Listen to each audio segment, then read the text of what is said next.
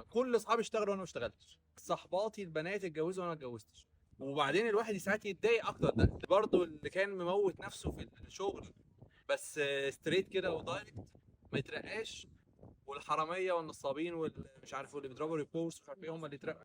فاللي عايز اقوله انه مش دايما اللي بيحصل الاول معناه ان هو الاحسن. يعني مش باللي بيلحق. مين قال انه عشان فلانه اتجوزت قبليه تبقى هي احسن مني في حاجه؟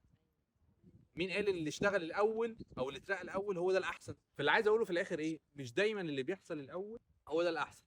ما هي مش بالاول، فانت كل حاجه هتيجي في وقتها. يعني التايمنج مش مؤشر على حاجه.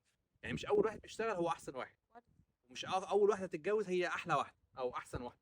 لان انت ما تعرفش اللي هي دلوقتي دي متجوزه وانت مش متجوز مين مبسوط اكتر، انت ما تعرفش. ممكن على فكره تكون مبسوط اكتر، واللي اشتغل الاول ما تعرفش برضه مين مبسوط اكتر. مش بقول بقى العكس ان هو ايه، اه هو بيشتغل بس انا ما اشتغلتش بس هو اكيد مش مبسوط. ليه يعني؟ هو ممكن يكون مبسوط برضه عادي، وانت مبسوط برضه في حاجه تانيه يعني. فيعني الخلاصه بس دي انه سيبك من فكره مين اللي حصل له وانا لسه ما حصليش، لان دي مش معناها اي حاجه.